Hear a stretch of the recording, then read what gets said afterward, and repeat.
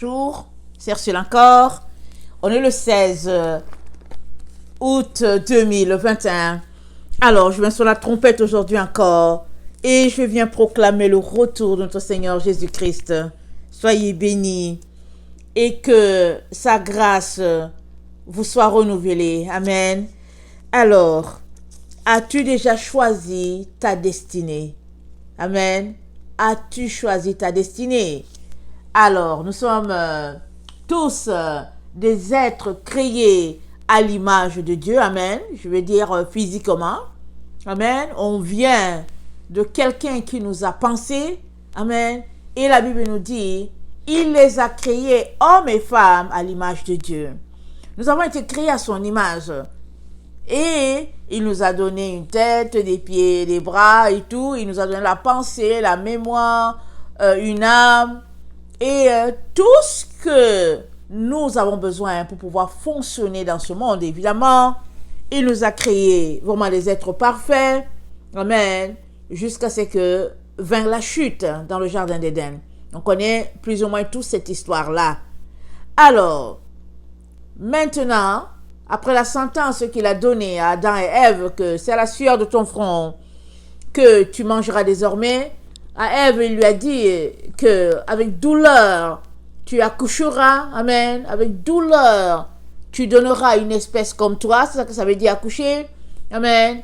Et il a dit au serpent, celui-là qui les a induits en erreur, il leur a dit, le Seigneur lui a dit, Amen, la postérité de la femme t'écrasera la tête. Toi, tu lui blesseras le talon. Ça, c'est petit. Mais la postérité de la femme, sa descendance, amen, et entre guillemets, la postérité finale, elle va t'écraser la tête. Amen. Si bien que tu seras anéanti, tu n'existeras plus, on ne parlera plus de toi, et ce sera la paix pour tout le monde. Et les choses sont en train d'arriver telles que Dieu les a déterminées, dans son plan, amen, pour ce qui est de la galaxie, l'univers et tout ce qui est autour, amen. Parce que Dieu a créé l'homme, amen, dans sa pensée, dans ce qu'il a conçu, d'une manière parfaite.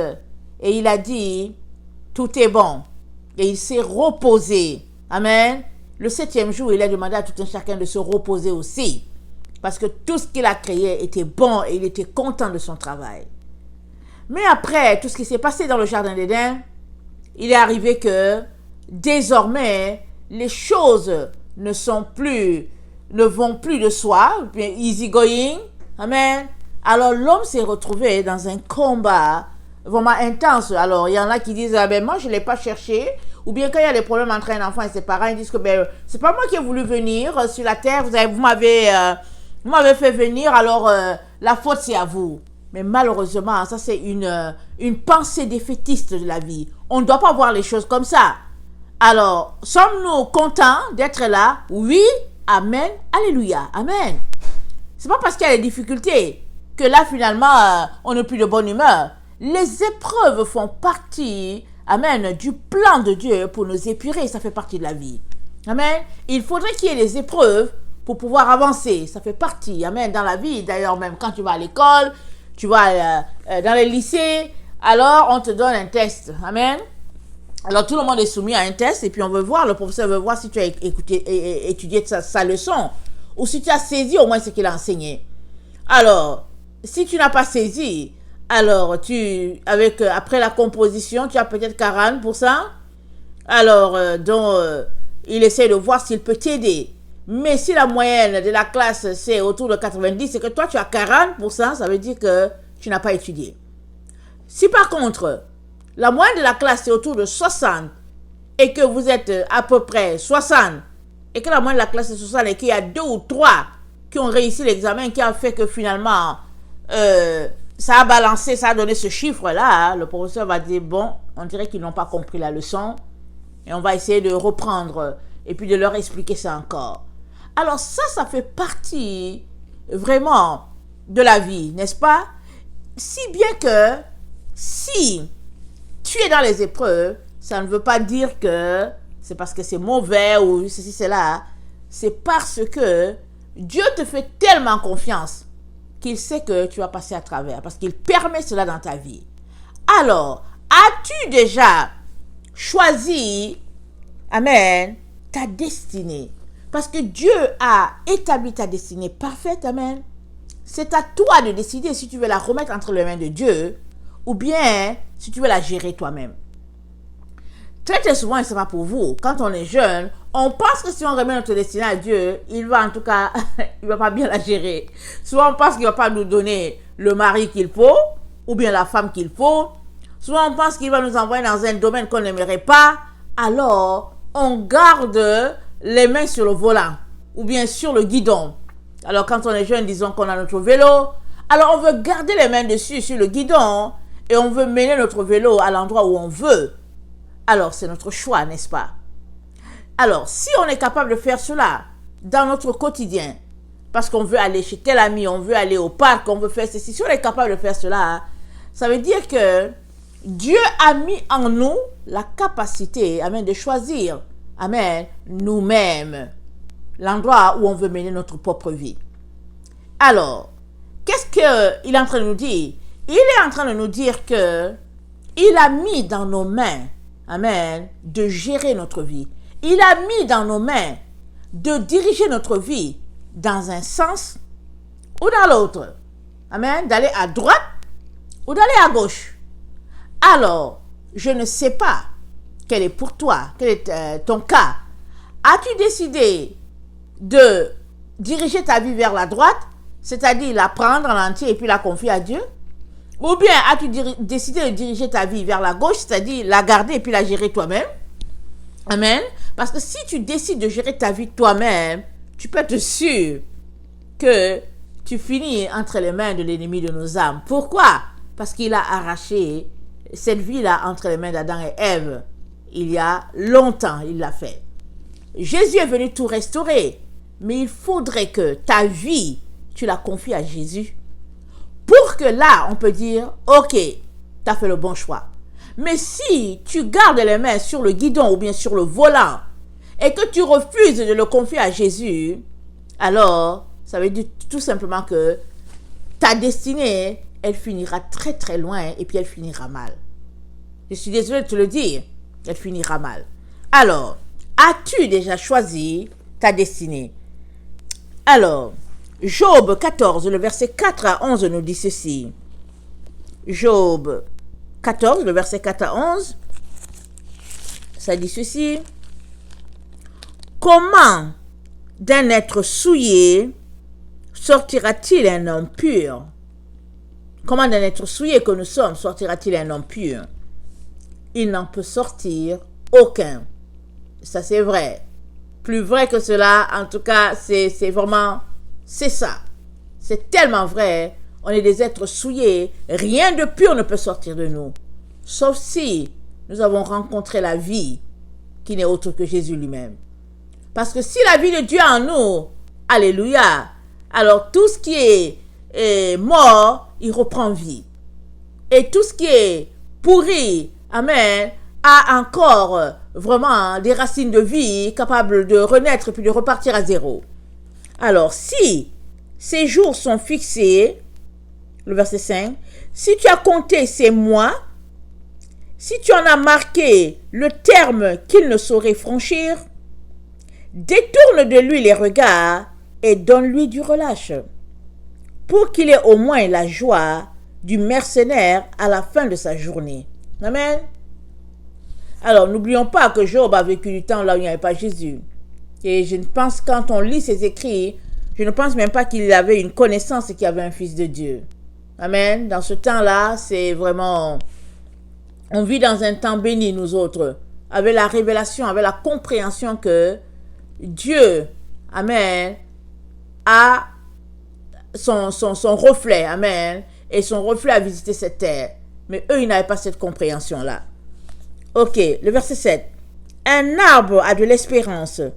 Quand on le coupe, il repousse. Il produit encore des rejetons. Quand sa racine a vieilli dans la terre, quand son tronc meurt dans la poussière, il reverdit à l'approche de l'eau. Il pousse des branches comme une jeune plante. Mais l'homme meurt et il perd sa force. L'homme expire et où est-il? Les eaux des lacs s'évanouissent, les fleuves tarissent et se dessèchent. Ainsi, l'homme se couche et ne se relèvera plus. Il ne se réveillera pas tant que les cieux subsisteront. Il ne sortira pas de son sommeil. Vous voyez, il dit que tant que les cieux subsisteront, il ne se relèvera pas. Et quand Job a écrit, amen, on sait que quand Jésus est mort, qu'il a ressuscité, le groupe de ceux-là qui étaient morts bien avant, ils ont ressuscité, Job dedans aussi. Amen. Quand Jésus est mort, qu'il est descendu dans la terre, amen, il est allé délier tout ce groupe-là. Amen. Adam, Ève, les Noé, je peux citer encore qui? Abraham, Isaac, Jacob, les Moïse, tout ce groupe-là, amen, qui sont morts dans le Seigneur, Jésus est descendu. Amen, il est descendu, il les a délivrés des chaînes de la mort qui les tenaient captifs. Et la Bible nous dit que à la résurrection de notre Seigneur, les gens ont vu beaucoup de saints d'autrefois qui ont marché dans la ville. On les a vus, donc ils étaient ressuscités et puis ils sont partis. Amen. Mais depuis cette résurrection-là, jusqu'à nos jours, tous ceux-là qui sont partis dans la gloire sont encore là. Ils n'ont pas encore été ressuscités. Quand arrivera la résurrection dans notre temps, tout ce groupe-là s'élèvera. Amen. En harmonie vers le trône de Dieu. Amen. Alors il nous dit, il ne se réveillera pas tant que les cieux subsisteront. Il ne sortira pas de son sommeil. Oh, si tu voulais me cacher dans le séjour des morts, m'y tenir à couvert jusqu'à ce que ta colère fût passée et me fixer un terme auquel tu te souviendras de moi. Vous voyez, comme il n'a pas connaissance qu'il y a un Seigneur, amen, un sauveur pour l'humanité, il soupire, il dit, oh, si tu voulais me cacher dans le séjour des morts, m'y tenir jusqu'à ce que ta colère fût passée. Amen. Alors, sa prière a été entendue, n'est-ce pas? Jésus-Christ l'a ressuscité. Quand Jésus-Christ aussi est sorti triomphant de la mort. Alors, si l'homme, une fois mort, pouvait revivre, j'aurais de l'espoir tout le temps de mes souffrances. Jusqu'à ce que mon état vînt à changer. Tu appellerais alors et je te répondrai. Tu languirais alors tu languirais après l'ouvrage de tes mains. Mais aujourd'hui, tu comptes mes pas. Tu as l'œil sur mes péchés. Mes transgressions sont scellées en un sceau et tu imagines des iniquités à ma charge. La montagne s'écroule et périt. Le rocher disparaît de sa place.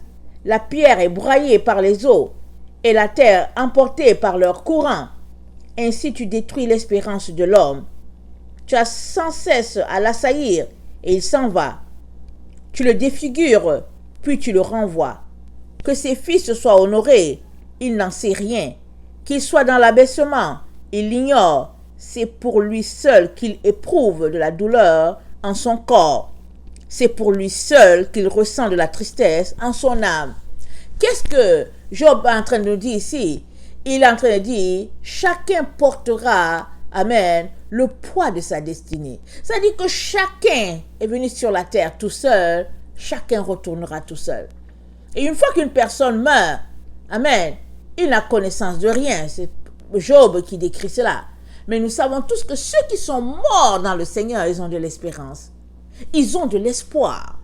Ils savent que les morts ne sont pas morts. Ils dorment. Rappelons-nous, quand cette petite fille était morte et qu'on est venu le dire à Jésus, amen, Jésus est entré dans la salle, il a pris avec lui Simon, Jean et Jacques. Et les gens pleuraient. Il a dit, hey, faites-les sortir. Et il a dit, arrêtez là. Elle dort. Tout le monde se moquait de lui. Mais il savait ce qu'il disait. Il disait, non, non, elle dort. Elle n'est pas morte. Elle dort. Il était en train de dire que elle n'est pas dans l'endroit où vont les ennemis de Dieu. Il dit qu'elle dort. Parce que tous ceux qui meurent dans le Seigneur, ils dorment. Jusqu'au jour où la dernière trompette sonnera et ils sortiront de cet endroit-là. Amen. Mais pour le moment, ils dorment tout simplement. Ils se reposent et ils n'ont conscience de rien. Et, amen, leur corps est là, inerte et tout, à l'endroit de repos. Et le Seigneur nous fait réaliser que la fin, on le sait tous, de toute manière, on n'a pas besoin d'être chrétien pour savoir que quand une personne meurt, on sait que c'est la séparation avec la famille, avec les amis, et puis bon, c'est tout simplement que la vie n'est plus dans la personne dépérit petit à petit, le souffle n'est plus là, et puis, bon, quand le souffle s'en va, la personne s'en va. Et le Seigneur te dit, tu peux donner une direction à ta destinée. Tu peux donner une direction, amen, à l'état de ton âme. Tu peux donner une direction à ton âme. Tu peux dire à ton âme, tu iras à droite ou bien tu iras à gauche. Et cela dépend de toi. Alors, les personnes fatalistes vont dire n'importe quoi. Mais au fait, c'est Dieu qui m'a créé. Et puis bon, voilà. Et donc, il m'a envoyé sur la terre. Et c'est à lui de prendre soin de ma destinée et tout. Mais non, mais non. Tes actions, ton quotidien détermine où tu finiras tes jours. C'est ça. Alors, dans Deutéronome 30, le verset 15 à 20, Dieu nous donne une vérité, amen, que nous devons tous savoir. Il dit, vois, je mets aujourd'hui devant toi la vie et le bien, la mort et le mal. On va juste s'arrêter là. Il n'a pas dit, je mets devant toi la vie et la mort. Il dit, je mets devant toi la vie et le bien. Qu'est-ce qu'il est en train de dire? Il est en train de te dire que bien et puis vie vont ensemble. Il est en train de te dire aussi que la mort et le mal vont ensemble parce que le est, c'est un prénom de coordination. Et puis, ça accompagne les gens ou bien les choses de la même nature. Je ne me rappelle plus de mon cours de français dans le primaire, mais c'est ça. Le est, amen, ça connecte deux choses qu'on peut comparer. Et Dieu te dit, vois, je mets donc aujourd'hui devant toi la vie et le bien. C'est-à-dire que si tu marches dans le bien, alors tu auras la vie. Et si tu marches dans le mal, ça finira par la mort. Alors, il dit, car je te prescris aujourd'hui d'aimer l'Éternel ton Dieu, de marcher dans ses voies, d'observer ses commandements, ses lois et ses ordonnances, afin que tu vives et que tu te multiplies, et que l'Éternel ton Dieu te bénisse dans le pays dont tu vas entrer en possession. Il est en train de nous dire que aimer l'Éternel, ça fait partie du bien. Il est en train de te dire, observer les commandements de Dieu, ça fait partie de la voie du bien. Marcher dans les voies de Dieu, ça fait partie du bien. Il dit, ses lois et ses ordonnances, amen, te donneront la vie et te donneront de te multiplier. C'est ça qu'il est en train de te dire. Il dit, mais si ton cœur se détourne, si tu n'obéis point, et si tu ne te laisses entraîner à te prosterner devant, et si tu te laisses entraîner à te prosterner devant d'autres dieux et à les servir, ça c'est le mal, s'il vous plaît. Je vous déclare aujourd'hui que vous périrez.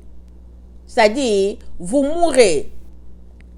Je vous presque je dis que vous périrez, que vous ne prolongerez point vos jours dans le pays dont vous allez prendre possession après avoir passé le Jourdain. Rappelons-nous, le Seigneur les a fait sortir d'Égypte.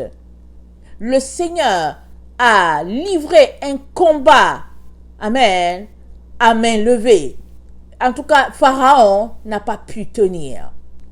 C'est le Seigneur qui a délivré ses enfants. Et ils sont sortis de là victorieux. Ils ont traversé toutes les étapes qui étaient devant eux. Maintenant, ils étaient dans le désert. Et dans le désert, nous savons qu'il y a un bon groupe qui est mort à cause de leur rébellion. Et Dieu, maintenant qu'il s'apprête à entrer dans la terre promise, Dieu leur dit, voilà, si vous faites ceci, le bien, vous aurez la vie. Si vous faites le mal, alors vous périrez, vous mourrez, comme ceux-là qui sont morts dans le désert. Vous périrez loin de Dieu. Et il dit, le verset 19, je prends aujourd'hui à témoin contre vous le ciel et la terre. J'ai mis devant toi la vie et la mort, la bénédiction et la malédiction. Choisis la vie afin que tu vives, toi et ta postérité. Il te dit choisis la vie. Et en te disant de choisir la vie, qu'est-ce qu'il est en train de te dire? Il est en train de te dire d'aimer l'Éternel ton Dieu, obéir à sa voix, t'attacher à lui, et il dit, car de cela dépend ta vie.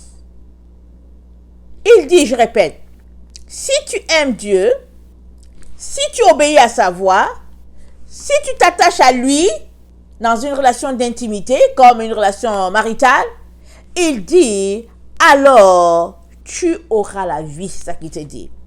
Par contre, il dit, tu auras la vie et il prolongera tes jours.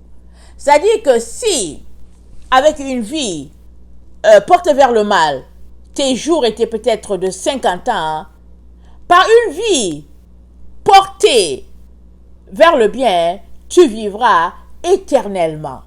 Et quand bien même tu viendrais à quitter cette terre, amen, pour un court, un laps de temps, ce n'est que d'une petite durée.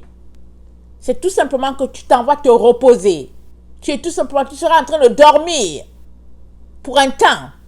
Et quand la résurrection des vivants se passera, tu ressusciteras. Amen. Pour une vie qui n'aura pas de fin. C'est ça que Dieu est en train de te dire. Alors il te dit, et c'est ainsi que tu pourras demeurer dans le pays que l'Éternel a juré de donner à tes pères, Abraham, Isaac et Jacob. Dieu l'a juré. Ce pays-là, amen, qu'il réserve aux descendants, amen, d'Abraham. Pourquoi? Parce que Abraham est le père de tous ceux-là qui auront choisi de marcher par la foi. Peu importe la génération, peu importe l'époque, peu importe le pays, peu importe la race, amen, Abraham, Dieu lui a dit, tu seras le père de plusieurs nations. Dieu a fait de lui le père de plusieurs nations à cause de la foi. Il est le père de la foi. Alors si tu es quelqu'un qui marche par la foi, alors Abraham est ton père parce qu'il t'aura appris la marche de la foi. Qu'est-ce que la Bible nous dit dans Hébreu? La Bible nous dit, Dieu leur a promis une cité, ils n'ont pas vu la cité, mais ils ont salué la cité de loin. Ils ont continué de marcher, ils n'étaient pas en train de bouder, mais ils savaient que Dieu leur réservait une cité, amen, là où il n'y a pas de mort, là où il n'y a pas de... une cité, là où il n'y a pas de corruption. Ils le savaient, bien qu'ils ne l'avaient pas vu. Aujourd'hui, là, si Dieu a dit quelque chose, en tout cas, après quelque temps, si on ne voit pas, alors Dieu est menteur, le prophète est menteur, Dieu n'a pas dit, etc., etc. Et puis finalement, on fait du tapage.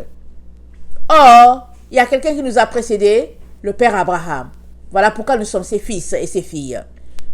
Alors, et Dieu te dit que le choix, il a mis cela entre tes mains.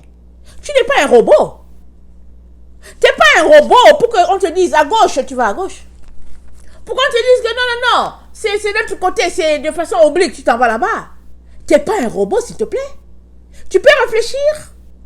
Tu peux décider pour dire, écoutez, d'accord, qu'il faut aller du côté oblique, mais moi, je ne vois pas pourquoi je dois y aller. Tu dois décider. Mais aujourd'hui, c'est comme si on n'a plus le droit d'exercer notre volonté.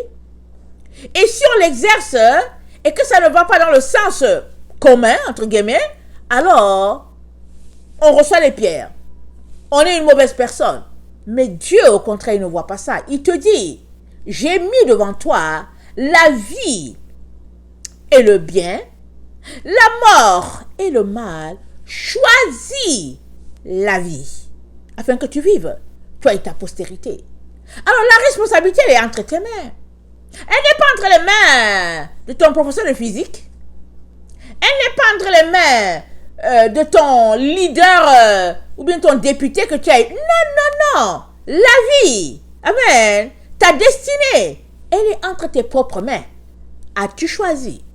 Alors si tu as choisi, qui as-tu choisi? Il y a juste deux côtés. Il y a Dieu, amen, qui parle de Dieu, parle de Jésus-Christ, amen.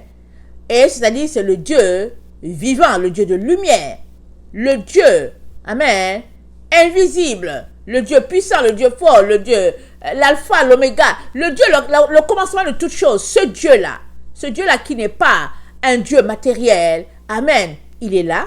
Et il y a l'autre Dieu, le Dieu qui est le Dieu du matériel, ou bien le Dieu matériel qui est Satan, qui est Lucifer.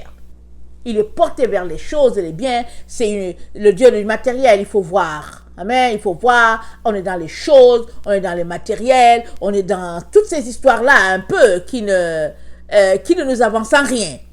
On est là-dedans. Et si tu choisis donc le Dieu du matériel, tu périras avec lui. Parce qu'au moment où Dieu va restaurer toutes choses, le Dieu du matériel va disparaître complètement. Il périra avec tous ceux-là qui l'auront suivi. Alors Dieu, le créateur de tout l'univers, celui-là qui est une lumière inaccessible, il te dit, choisis de donner ta vie à celui-là qui est la lumière des lumières. Et son reflet, c'est Jésus-Christ. Nul n'a vu Dieu. On ne l'a pas vu là, avec nos yeux là, on ne l'a pas vu. Par contre, Jésus, les gens l'ont vu. Il a marché sur cette terre. Et il est le reflet du Père. Alors, si tu choisis Jésus, que tu décides que c'est à lui que tu vas lui remettre toute ta vie, alors il te conduit. C'est pourquoi il est très important quand tu te lèves le matin de faire tes confessions. Il est très important de réciter ou bien de lire ou bien de proclamer, exemple le psaume 91. Celui qui demeure sous l'abri du Très-Haut repose à l'ombre du Tout-Puissant. Mais qui est le Tout-Puissant? Ce n'est pas le Dieu du matériel. C'est le Dieu invisible, le Dieu puissant, le Dieu fort. C'est lui, le Tout-Puissant. Ou bien, l'Éternel est mon berger, je ne manquerai de rien. Mais qui est cet Éternel qui est ton berger? C'est le Dieu puissant. Alors, si tu ne manqueras de rien, de quoi t'inquiètes-tu? Et dit, ne vous inquiétez pas de ce que vous allez porter comme vêtements, de ce que vous allez manger. Ne vous inquiétez pas. Mais si tu te mets à t'inquiéter, tu vas dire, oh, il va me manquer du filet mignon, il va manquer ceci. Mais si tu ne t'inquiètes pas, Dieu est capable de te nourrir, comme le corbeau qui est venu nourrir Élie alors qu'il était dans une grotte. Alors, ça c'est la business de Dieu. Il dit, ton vêtement, ta nourriture, ton eau, c'est sa business. Alors, sois donc tranquille sur ce plan-là. Par contre, là où c'est ta business à toi, c'est que fais-tu de ta destinée? C'est ça qu'il te dit. Il dit qu'il l'a mis entre tes mains. Il ne te forcera pas. Il ne viendra pas bousculer pour dire, ok, dans cette direction. Non, notre Dieu, non. La preuve est que il a dit à Adam et Ève, il les a créés. Et il leur a dit, voilà comment vous devez vivre. Voilà le jardin d'Éden, voilà comment tout est beau. Alors, dans le milieu du jardin, il y a deux arbres qui sont là. L'arbre de la connaissance du bien et du mal, et puis l'arbre de vie qui est là. Et il dit, en tout cas, tout est à vous là. Mais faites attention. N'allez pas dans le sens où on peut mélanger la vie, où on peut mélanger le bien et le mal. Il dit, non, ça ne marche pas. Ça, c'est un comportement hybride. Ça, c'est l'hypocrisie. Il dit, n'allez pas sur ce chemin-là. Ça va vous perdre. Restez sur le chemin de lumière. Et le chemin de lumière, c'est là où il y a les commandements de Dieu. Il dit, demeurez sur ce chemin-là. Sur ce chemin-là se trouve la vie. Alors, tout en vous est renouvelé. C'est renouvelé, amen, comme l'arbre qui est planté près d'un courant d'eau. Le psaume 1. Il dit, c'est là, c'est comme ça. Une personne qui se nourrit tout simplement de l'arbre de vie, qui est notre Seigneur Jésus-Christ, une telle personne ne périt jamais. Elle vit éternellement. Et Dieu te dit, à toi le choix. Maintenant, souvent on est pressé. Il y a des gens qui sont tellement pressés qu'ils ne veulent pas attendre. Ils ne veulent pas attendre. Alors, on leur dit pour l'éternité, et puis il y a quelqu'un ici qui leur dit tout de suite, voilà ce que vous aurez. Les gens réfléchissent. Alors, si on leur a promis une Nissan tout de suite, une Lamborghini, et puis un travail alléchant, une position sociale à quelque part, ils veulent manger tout de suite. Tout de suite. Et les autres disent, bon, écoute, on réfléchit, on dit, oh non, je préfère attendre. Alors, ceux qui attendent, amen, ils vont subir. Parce que le tout de suite, là, ils ne l'auront pas. Amen. C'est une affaire de choix. Et Dieu t'encourage à choisir. Amen. Le plus tard. Ce qui est éternel. Ce qui est invisible. Parce que si tu choisis ce que tu vois, il n'est plus question de foi, n'est-ce pas? Parce que la foi, elle fonctionne quand on ne voit pas. C'est ça que la Bible dit. Je ne veux pas aller dans le livre d'Hébreux. Amen. Je te conseille d'aller lire le livre d'Hébreux. Tu seras béni. Vraiment, tu seras nourri. Alors, quand on a la foi, au fait, c'est parce qu'on ne voit pas la chose. Alors, on a la foi. Une fois que c'est arrivé dans le domaine du visible, du tangible, on ne parle plus de foi. Amen. Alors, notre Dieu donc nous dit de choisir, amen, la vie. Parce que la destinée, il l'a mise entre nos mains. Pour chacun. Alors, une fois que tu reçois ta destinée entre tes mains, tu la prends précieusement et tu la remets à Dieu. Ou bien tu décides de la garder. Mais une fois que tu la gardes, ça appartient à Satan. Parce qu'il est déjà venu prendre autorité sur Adam et Ève, là dans le jardin d'Éden. Et même si Jésus-Christ est venu sur le bois du calvaire, donner sa vie, alors cette vérité-là, elle n'est pas pour toi parce que tu as refusé de l'accepter. La seule manière pour toi de faire partie des amis de Jésus, c'est que tu prennes la vie que Dieu t'a donnée, c'est que tu la prennes et que tu décides de la remettre entre les mains de Jésus-Christ, celui-là qui est mort sur le bois du calvaire pour toi. Alors, Proverbe 18, le verset 20 à 21 nous dit ceci. Proverbe 18. Proverbe 18, 20 à 21, ça dit ceci. C'est du fruit de sa bouche que l'homme rassasie son corps. C'est du produit de ses lèvres qu'il se rassasie. La mort et la vie sont au pouvoir de la langue. Quiconque l'aime en mangera les fruits. Amen. La mort et la vie sont au pouvoir de ta langue. Ça veut dire quoi? Ça veut dire, tu diriges ta vie par ce qui sort de ta bouche. C'est ça que ça veut dire. Si tu confesses toujours la parole de Dieu, alors ta vie sera dirigée selon le plan parfait de Dieu pour toi. Mais si tu la diriges en te plaignant, alors elle ira dans l'autre sens. Il y a des gens, ils ne sont pas capables de te reconnaître à Dieu. Dès qu'ils se lèvent, ils commencent à condamner le jour qui est là. Ils se plaignent pour un oui ou un non. Pour n'importe quoi, il faut qu'ils se plaignent. Pour n'importe quoi. En tant que parent, il est très important qu'on enlève ce vice-là, ce venin-là de la vie de nos enfants. C'est long. C'est une génération, les gens se plaignent toujours. Ils ne sont jamais satisfaits. Jamais. Alors, on a grandi en acceptant ce que nos parents nous donnent, n'est-ce pas?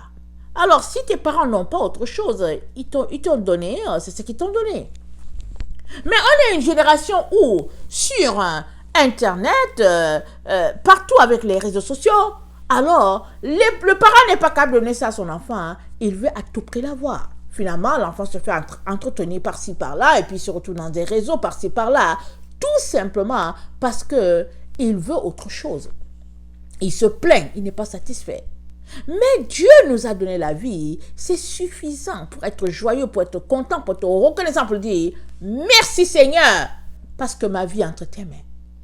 Et si c'est comme ça que nous éduquons nos enfants, hein, ils vont grandir sachant que la vie c'est quelque chose de précieux et la vie n'est autre que Jésus. Jésus c'est la vie, c'est la lumière.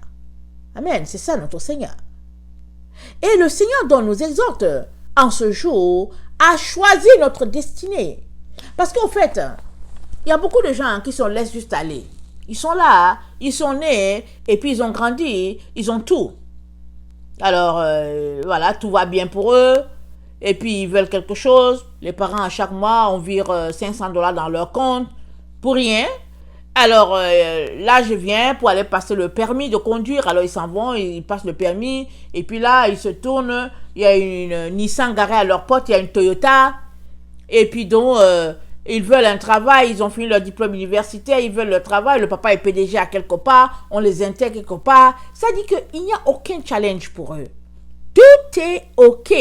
Et puis tout est bien et tout est beau. Et là, ainsi va la vie. Finalement, ne viens pas leur parler en disant que il faudrait que de ta bouche tu déclares ta vie, que tu la traces ta destinée. Il faudrait, ne leur dis pas ça. Ils vont s'énerver contre toi. Mais à tous les jours quand tu te lèves, tu traces ta vie. Tu prends tes psaumes. Tu confesses, tu déclares les psaumes qui sont les tiens pour toi et ta famille. Tu déclares les proverbes qui sont les tiens pour toi et ta famille. Tu ouvres ta bouche et tu proclames les bontés de l'Éternel pour toi et ta famille. Et tu ouvres ta bouche et tu condamnes tes ennemis. Parce que les ennemis, ils sont tout simplement comme des abeilles. Alors ils rôdent. Mais pourquoi l'abeille rôde autour de la fleur? C'est parce que c'est une fleur. C'est parce que c'est juteux. C'est parce que ça a du bon goût. C'est parce que ça a du bon parfum. Alors l'abeille, elle rôde.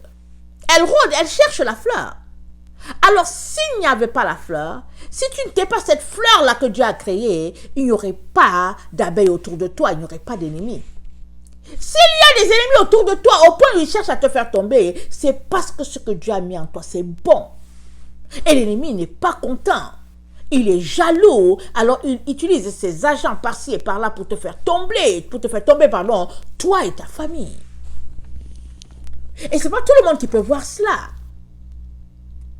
Les bontés de l'Éternel ne sont pas épuisées. Elles se renouvellent à chaque matin, dit la parole de Dieu. Alors, si tu es capable de reconnaître cela, c'est que tu es capable de remettre ta destinée à tous les jours entre les mains de Dieu. Il ne s'agit pas de dire, Seigneur, je te remets ma destinée. Alléluia, amen, tu es mon Dieu, je t'aime. Non. Il s'agit d'être impliqué dans ta destinée. Parce que tu sais quoi? Si tu ne déclares pas ta destinée à tous les jours, il y a quelqu'un qui va le déclarer pour toi. Et il va te mener très loin de ton Dieu. Il y a des gens sur cette terre, ils sont assis quelque part, exemple au Bangladesh, et ils dirigent ta vie à quelque part au Canada. Pourquoi? Parce que tu ne dis rien.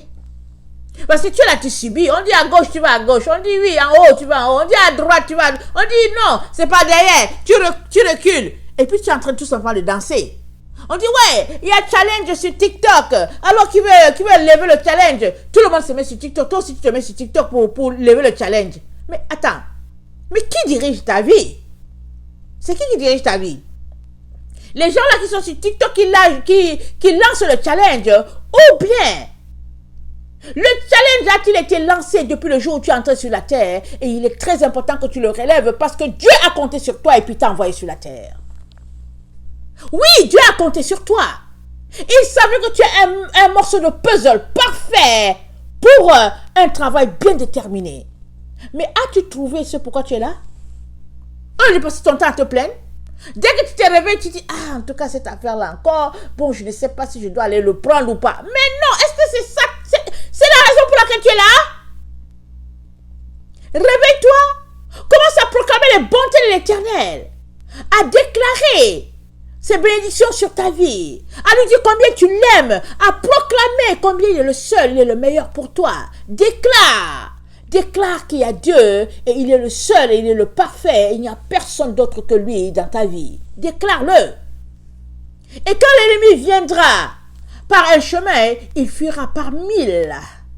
Parce que tu es tellement assis et assise qu'il n'y a pas moyen de te déstabiliser. Il n'y a pas moyen. Alors, pendant que tu es là, en train de prier, en train de creuser pour pouvoir asseoir tes racines tellement, tellement loin, il y en a qui sont très loin, qui te guettent, qui essaient de voir comment ils vont venir, au fait, faire leur nid sur ta tête. Tu ne peux pas empêcher les oiseaux de voler, n'est-ce pas? Tu ne peux pas les empêcher de voler. Ils peuvent voler. Regardez le bel arbre que tu es. Alléluia. Ils regardent, ils disent, waouh. Au lieu de dire, Seigneur, on bénit ton nom, ils vont dire, attends, on va voir comment on va aller s'asseoir sur cette table-là. Mais au nom puissant de Jésus, tu dois déclarer de ta bouche que les gens comme ça ne s'asseyent pas sur ton arbre. Parce que accepte seulement que ceux qui sont bénis puissent s'asseoir sur ton arbre afin de recevoir la bénédiction. Et puis les autres là refusent au nom puissant de Jésus qu'ils viennent s'asseoir sur ton arbre. Tu sais pourquoi? Parce qu'ils vont venir manger toutes les feuilles, ils vont manger toutes les pousses et les repousses. Pour qu'il n'y ait pas de fruits, ils vont tout ronger. Le temps que tu te réveilles, ils auront tout enlevé. Et amen. Et ils auront détruit les œufs. Amen. Pendant que c'est encore là dans les œufs. Ils auront détruit les enfants alors qu'ils sont encore là dans la coque. Parce que c'est cela l'ennemi. Toujours en train de venir se poser où Dieu, amen, a son regard. Si tu es détesté, alléluia, si tu n'es pas aimé des autres, c'est parce que Dieu a mis quelque chose d'extraordinaire en toi.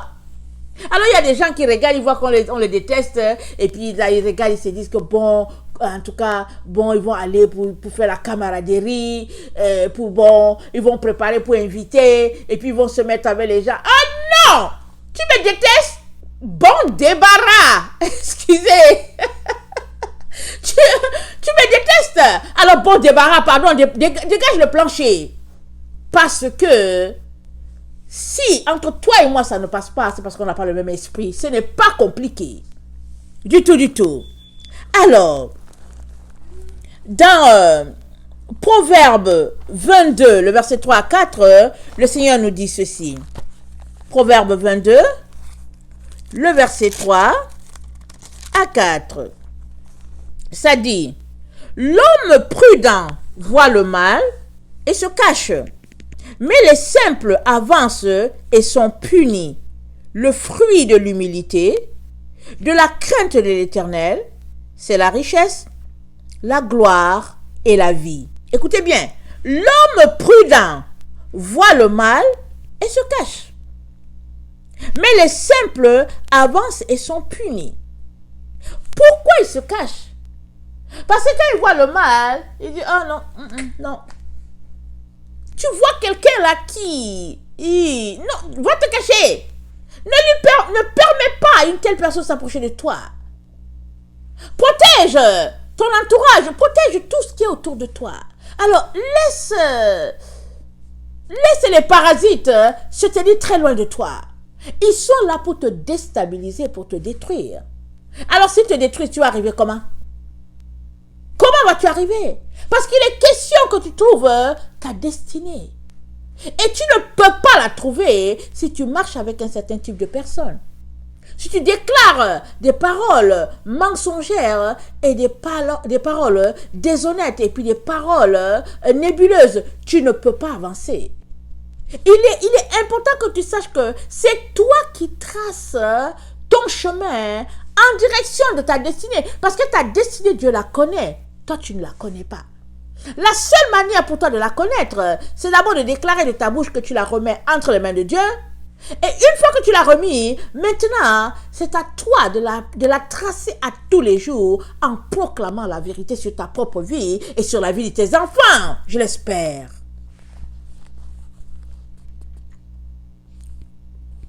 Le fruit de l'humilité, de la crainte de l'Éternel, c'est la richesse, la gloire et la vie. Es-tu humble? La Bible dit, Dieu résiste aux orgueilleux, mais il fait grâce aux humbles. Les orgueilleux, ils sont orgueilleux pourquoi? Ils sont orgueilleux vis-à-vis de Dieu. Parce que notre Dieu, il est humble. Il est d'une humilité, notre Dieu. Mais si tu es orgueilleux par rapport à qui? Arrête-toi et demande-toi pourquoi est-ce que tu es orgueilleux. Pourquoi est-ce que tu penses que tu es quelqu'un et tu as quelque chose? Pourquoi penses-tu cela? C'est parce que dans le fond, tu n'as rien. Parce que tous ceux-là qui ont quelque chose, ils sont tellement simples que quand tu les vois, tu dis, ah, c'est lui? Excusez-moi, c'est lui là? Le milliardaire de milliardaires, c'est lui? J'ai dit, mais je ne pourrais jamais penser. Je ne pourrais jamais imaginer que c'est lui. Waouh! Pourquoi? Parce que c'est ça. Et généralement, une personne milliardaire qui est tellement simple comme ça, c'est que Dieu l'a appelé à être milliardaire pour bénir les démunis. Mais s'il y a un milliardaire qui se hausse les épaules et tout, c'est parce qu'en tout cas, pose-toi des questions sur son milliard. Comment il a fait pour l'avoir? Il l'a eu au détriment de la gloire de Dieu ou quoi? Il faut se poser des questions. Alors, Dieu donc nous dit, le fruit de l'humilité, de la crainte de l'Éternel, c'est la richesse. Il est en train de dire quoi? Si tu es humble, si tu crains Dieu, à coup sûr, tu seras riche. Peut-être auras-tu les richesses de cette terre, mais ce n'est pas de cette richesse-là que Dieu parle. Il parle de cette richesse-là que nul ne peut toucher. Cette richesse-là où il nous dit, amassez-vous des trésors au ciel, là où il n'y a pas de teigne, là où il n'y a pas de rouille. Parce que là où est ton trésor, alléluia, là aussi sera ton cœur. Alors si le ciel c'est ton trésor, alors ton cœur est au ciel. Ton cœur est dans la gloire de Dieu. Mais si ton trésor c'est l'or d'ici, là sur la terre, le diamant, le bauxite, et puis toutes ces histoires-là, si c'est là que ton cœur est, comment vas-tu te tourner vers Dieu? Tu vas passer ta vie, ton énergie à courir après ce qui périt. Parce que l'or, le bauxite, toutes ces choses-là périront. Tout passera. Seule la parole de Dieu ne passera pas. Et quand on est sage, amen, alors on se concentre sur ce qui ne passera pas. On se concentre à décortiquer la parole de Dieu. À savoir, quelle est cette richesse-là? Quel est ce trésor-là? Qu'est-ce que Dieu a pour moi là-dedans? Alors qu'on creuse pour aller en profondeur, pour découvrir ce trésor-là que Dieu a pour nous, on est capable de bénir plusieurs. On est capable d'arroser plusieurs par notre eau. On est capable de répandre notre lumière sur plusieurs. On est capable d'être ce sel-là pour beaucoup de personnes. Mais, il faudrait qu'on choisisse. Il faudrait qu'on choisisse. On ne peut tout simplement pas laisser notre destinée comme ça, en disant, ok, whatever, bon, voilà, je ne sais pas très bien, et puis bon, je ne sais pas. Mais qui dirige ta vie? Qui? Dieu a confié ta vie entre tes mains. Il n'a pas confié à quelqu'un. Mais comment as-tu fait pour que ce soit quelqu'un d'autre qui dirige ta vie? Comment? Au nom puissant de Jésus, je brise cet esprit qui t'écrase là. Au nom puissant de Jésus, je déclare que les chaînes de l'ennemi sont brisées dans ta vie maintenant même, de telle sorte que tes yeux puissent voir et réaliser que ta destinée, elle est entre tes mains. Dieu l'a mise entre tes mains. À toi de la prendre et puis de la remettre entre les mains de Dieu en confessant, en déclarant les bénédictions de Dieu sur ta propre vie. Ce n'est pas à quelqu'un d'autre de déclarer cela sur ta vie. Qui va les déclarer pour toi? C'est à toi de tracer ta propre destinée et puis aussi tracer la destinée de tout cela que Dieu aura mis sur ton chemin. Peut-être tes propres enfants, peut-être que ton conjoint, ta conjointe, et puis les autres personnes qui sont autour. Parce que vous savez quoi? Paul, il n'était pas marié, mais Paul a beaucoup d'enfants. Beaucoup d'enfants. Alors les enfants, ce n'est pas juste ceux qui sont de tes entrailles. C'est tous les autres là que tu auras amenés au Seigneur. C'est cela le vrai accouchement. Le vrai accouchement, il est spirituel, s'il vous plaît. Il n'est pas physique. Oui, il faut que quelqu'un naisse. Dieu merci si tu as pu avoir un enfant. Et que, Dieu merci si Dieu est passé par ton sein pour envoyer une personne sur la tête. Dieu merci. Mais ta joie, elle sera parfaite et totale quand, amen, tu auras proclamé, amen, à quelqu'un d'autre la vie en lui donnant Jésus-Christ. En lui faisant réaliser que il a besoin de tracer sa propre destinée jusqu'à Dieu. Parce que la destinée, Dieu la connaît. Il connaît ta destinée. Mais toi, comment vas-tu la connaître? C'est en proclamant les paroles que Dieu a déjà déclarées sur ta vie. Amen. Il est très très important, mon frère, ma soeur, que tu sortes de l'illusion. Que tu réalises enfin que Dieu t'a créé pour une bonne œuvre. pour une cause extraordinaire. Et puis toi là, tu es la cause de la vie de plusieurs personnes. Alléluia. À cause de toi, plusieurs personnes se retrouveront au ciel. À cause de toi. Mais si toi tu ne fais rien, où seront-ils? Réalise-le. À cause de toi, tu es la cause de la vie de plusieurs personnes. Alléluia. Mais vas-tu le réaliser? Vas-tu le comprendre? Vas-tu le saisir? Et te lever, enfin, secouer la poussière et déclarer les bontés de l'Éternel sur ta vie. Les bontés de l'Éternel ne sont pas épuisées. Elles se renouvellent à chaque matin. Alléluia. Pourquoi es-tu abattu? Pourquoi restes-tu là écrasé? Parce qu'on t'a dit que oui, si tu ne prends pas un certain liquide, on te renvoie. Ils n'ont qu'à te renvoyer. Et alors? Il y a des clochards sur la terre, c'est pas grave. C'est pas grave. Si tu as la vie de Dieu, c'est pas grave. Ils n'ont qu'à te renvoyer. Mais est-ce que c'est sur le matériel qu'on va te garder esclave? Et une pensée élevée. Amen. Élève ta pensée. Élève ton énergie. Élève ta force vraiment vers ton Dieu. Tu ne manqueras de rien. Il est très important qu'on arrive à un stade vraiment de laisser toutes ces choses-là matérielles. Parce que ça nous saoule. Ça nous perd le temps. Et ça nous traumatise même. On arrive souvent à un stade où on se dit on ne sait pas quoi faire et on est là, on est tout malheureux. Mais les autres vont se moquer de toi.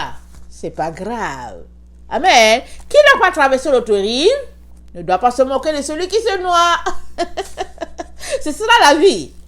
Tu n'as pas traversé l'autre. Il n'a pas traversé l'autre rive. Comment va-t-il se moquer de toi? Parce que l'autre rive se trouve du côté où se trouve Dieu. C'est là-bas l'autre rive. L'autre rive, c'est pas le petit fleuve ici. Les gens l'oublient. Alors ils vont s'asseoir là pour raconter, hey, tu sais quoi Ursule, hey, tu sais quoi Ursule, et puis tu sais quoi. Et puis, Ursule, en direction de l'autre rive. Elle est en direction de l'autre rive. Tu peux raconter Ursule, ça change quoi? Et puis tu sais quoi Charlotte, et puis ouais Charlotte, et puis Charlotte. Et puis, Charlotte, elle est concentrée à gagner, amen, la rive des rives. Elle est concentrée à aller toucher son Père Céleste, celui-là qui l'a créé. Alors penses-tu qu'elle va s'occuper des choses qui sont ici? Non. Charlotte est occupée, busy, cherchant Dieu. Et Dieu nous appelle ainsi à le chercher. Parce que tous ceux-là qui cherchent l'Éternel le trouveront. Il a dit, cherchez et vous trouverez. Demandez et il vous sera donné. Frappez et l'on vous ouvrira. Mais est-ce que c'est ça que tu fais? Je t'encourage à sortir de la vie de paresse. On est une génération qui aimons paresser. On n'aime rien faire. Et l'ennemi a créé les tablettes, les cellulaires. Alors qu'on est assis là en train de zapper dessus, on a l'impression qu'on fait quelque chose. Au fait, zapper, excuse que je te le dise, c'est l'autre nom de la paresse. Ok? Zapper sur ton cellulaire, sur ta tablette, c'est synonyme de paresser. Sache-le très bien, si tu ne le savais pas, alors je viens te donner une très bonne définition.